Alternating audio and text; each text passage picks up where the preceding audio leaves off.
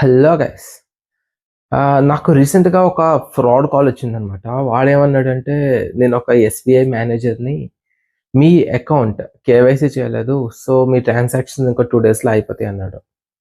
So, నేనేం చెప్పానంటే, transactions అయిపోవడం ఏంటి? నేను డైలీ ట్రాన్సాక్షన్ చేస్తున్నాను. ఇంకా బ్యాంక్‌కి వెళ్లి కేవైసీ కూడా చేసుకున్నా అని చెప్పా.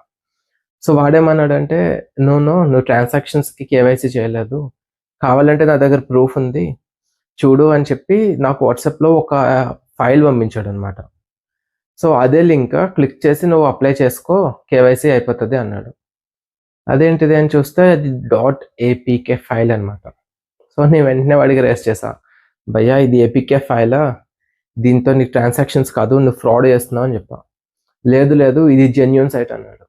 తర్వాత వెంటనే ఏం చేశాడో తెలుసా? లేదు నీకు ఇంకొక లింక్ పంపిస్తాను. లింక్ కూడా చూసుకో ఎస్‌బీఐ అని ఉంటదని చెప్పాడు. దాంట్లో ఏముంది చెప్పనా?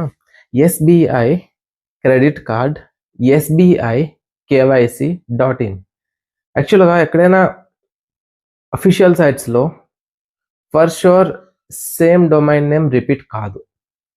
సో, ఇలా రిపీట్ అవుతుందంటే వాడొక ఫ్రాడ్‌స్టర్.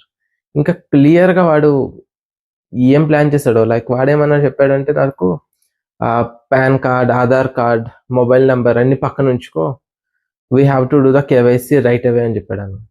సో, అలాంటి ఫ్రాడ్ కాల్స్ వచ్చాయనుకోండి, మీరైతే ఎటువంటి కంగారు పడొద్దు. ఎందుకంటే వాళ్ళు కంప్లీట్‌లీ ఫ్రాడ్. ఇంకా వాళ్ళిచ్చిన ఆ ఏపీకే ఫైల్స్ గానీ, లేదంటే ఆ లింక్స్ మీద కానీ క్లిక్ చేయొద్దు.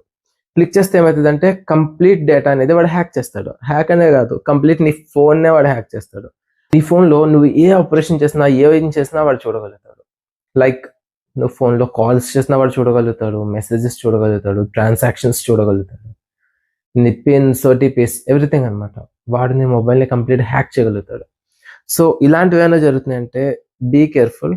మనమైతే ఎప్పుడు ఎక్కడ ఏ ఇన్ఫర్మేషన్‌ని షేర్ చేయకూడదు.